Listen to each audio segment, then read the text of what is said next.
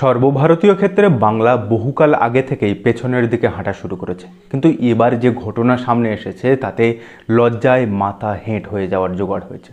All India football federation ভারতের সমস্ত football ক্লাবের একাডেমিক পরিকাঠামো এবং তাদের পারফরমেন্সের উপর ভিত্তি করে একটি র্যাঙ্কিং প্রকাশ করে। আর সেই র্যাঙ্কিংয়ে কলকাতার দুই বড় প্রধান মোহনবাগান এবং ইস্টবেঙ্গলের যে হতশ্রী রেজাল্ট সামনে এসেছে, তারপর থেকে কলকাতাকে কি আর কখনো ভারতীয় ফুটবলের মক্কা বলে চিহ্নিত করা যাবে কিনা সেই প্রশ্নচিহ্ন কিন্তু উঠতে শুরু করেছে।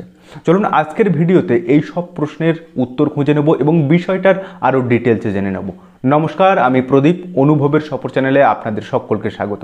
আর যারা এখনও আমাদের চ্যানেলে নতুন তারা অবশ্যই চ্যানেলটি সাবস্ক্রাইব করে আমাদের পাশে থাকবেন। চলুন তাহলে দেরি না করে শুরু করা যাক।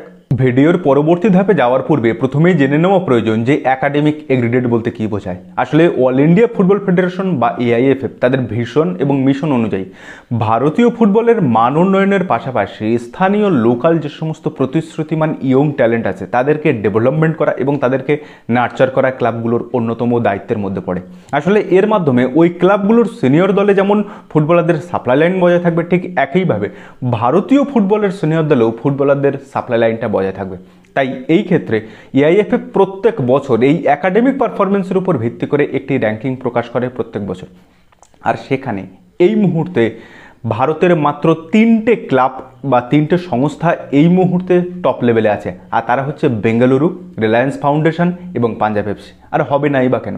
এই সদ্য অনূর্ধ্ব 23-এর যে ভারতীয় দলটা এএফসি এশিয়ান কাপ কোয়ালিফায়ারে দুরন্ত পারফরমেন্স করে এসেছে, যার মধ্যে মোহাম্মদ সুহেল, পরমবীর, ফানাই, রিকি মেতেই বা গোলকিপার সাহিল পুনিয়ার মতো প্লেয়ার, এরা সবাই কেউ বেঙ্গালুরু তো কেউ পাঞ্জাবের প্রোডাক্ট।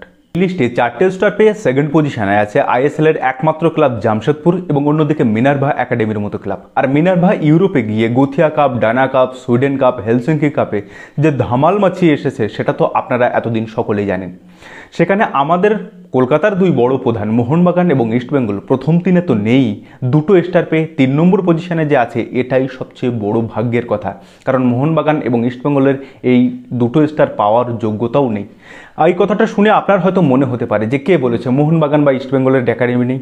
শুনুন, মোহনবাগান ইস্টবেঙ্গলের যে একাডেমি আছে সেটা হচ্ছে নর্মাল একাডেমি, যেখান থেকে মোহনবাগান এবং ইস্টবেঙ্গল অন্য কোনো একাডেমি বা অন্য কোনো ক্লাব থেকে জুনিয়র লেভেলের ছোটো ছোটো ছেলে মেয়েগুলোকে কিনে তাদের নিজেদের জুনিয়র লেভেল বা আরএফডিএলে খেলায়। ফলে সেখান থেকেই উঠে এসেছে দীপক টাংরির মতো প্লেয়ার, সুহেল ভাট, দীপেন্দু বিশ্বাস, তামাংয়ের মতো প্লেয়াররা। কিন্তু মোহনবাগানের এই মুহূর্তে বা ইস্টবেঙ্গলের এই মুহূর্তে কোনো নিজস্ব আবাসিক একাডেমি নেই।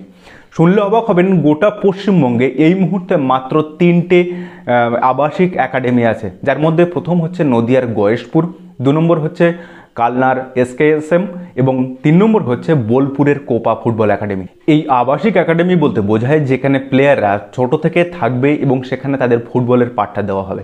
আপনি পৃথিবীর যে কোনো বড় ক্লাব, বার্সেলোনা বলুন, রিয়াল মাদ্রিদ বলুন, চেলসি বলুন, সিটি, ম্যানচেস্টার ইউনাইটেড কিংবা যে কোনো ক্লাবের কথাই ধরুন, তাদের কিন্তু প্রত্যেকের এই আবাসিক একাডেমিটা থাকে এবং এই আবাসিক একাডেমি থেকেই কিন্তু পরবর্তীকালে তারা কিন্তু উপরের ধাপে যায়।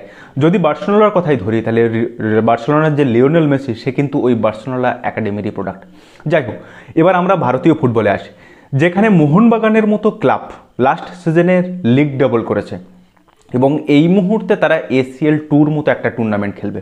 অন্যদিকে ইস্টবেঙ্গল লাস্ট 5 বছরে একমাত্র সুপার কাপ জেতা ছাড়া তারা রুগ্ন অবস্থায় আছে, কিন্তু তাদের মহিলা ফুটবল দল কিন্তু এএফসি চ্যাম্পিয়ন্স লিগের মতো টুর্নামেন্ট খেলতে নামছে।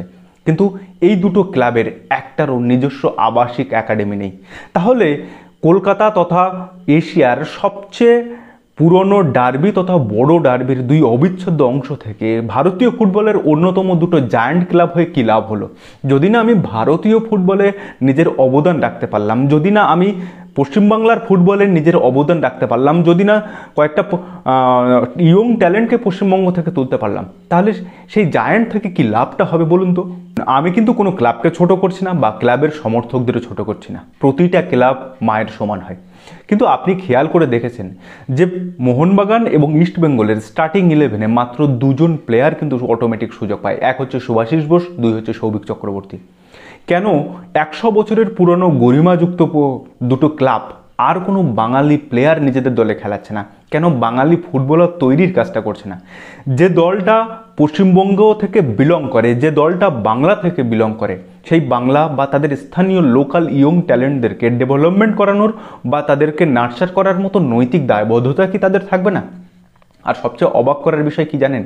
মোহনবাগান এবং ইস্টবেঙ্গল যে গ্রুপটাতে আছে, সেই গ্রুপে আছে ভবানীপুরের মতো ক্লাব, ইউনাইটেড স্পোর্টসের মতো ক্লাব, বিধাননগর মিউনিসিপ্যাল ফুটবল একাডেমির মতো সংস্থা, কিংবা ওই আপনার কালনার SKSM এর একাডেমির মতো সংস্থা। তাহলে 100 বছরের যে ঐতিহ্য নিয়ে আমরা এত লাফালাফি করি বা এত উত্তেজিত হয়ে কথাবার্তা বলি, তার কি সত্যিই কোনো মানে আছে? দেখো, একটা ইন্টারেস্টিং ঘটনা এবার আপনাদেরকে বলি। লাস্ট 10 বছরে EPL এর অন্যতম সেরা ক্লাব চেলসি ফুটবলার বিক্রি করে $300 মিলিয়ন রেভিনিউ অর্জন করেছে, যেটা ভারতীয় অঙ্কে কত দাঁড়ায় জানেন? 2500 কোটি টাকা। যাই হোক, এবার মোহনবাগানের ক্ষেত্রে আসে। যদি মোহনবাগান বা ইস্টবেঙ্গল নিজেদের একটা আবাসিক একাডেমি তৈরি করে, যেখানে বাচ্চা বাচ্চা ছেলেমেয়েদেরকে নার্চার করে তাদেরকে ডেভেলপমেন্টের জন্য তৈরি করে, তবে কিন্তু মোহনবাগান ইস্টবেঙ্গলেরও লাভ।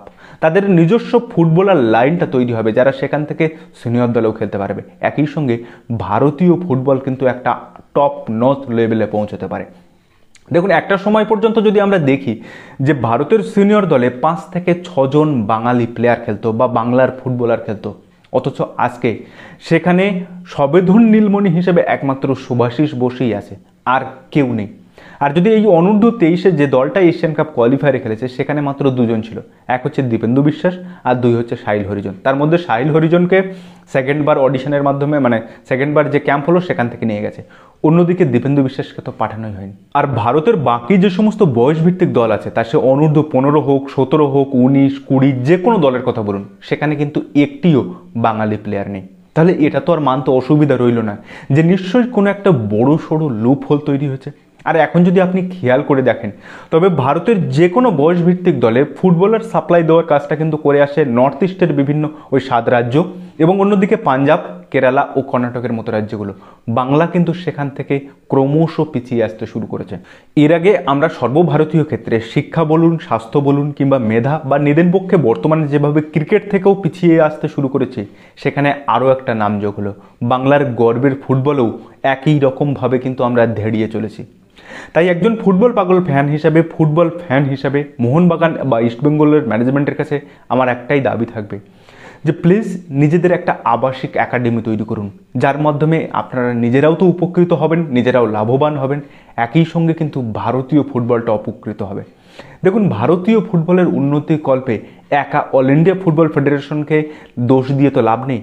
একইভাবে যদি ক্লাবগুলো সচেষ্ট না হয়, তাহলে কিন্তু কোনোদিনই ভারতীয় ফুটবল উন্নতি হবে না।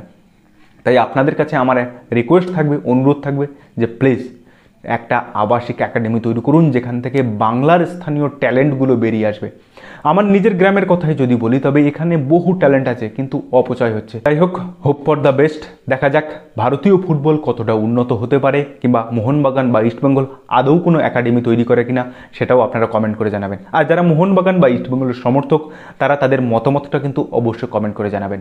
তো যাই হোক, দেখা হচ্ছে পরের ভিডিওতে। ততদিন ভালো থাকবেন, সুস্থ থাকবেন, আর অবশ্যই নিজের খেয়াল রাখবেন। আর হ্যাঁ, আমাদের চ্যানেলটা সাবস্ক্রাইব করতে যেন ভুল করবেন না। ধন্যবাদ।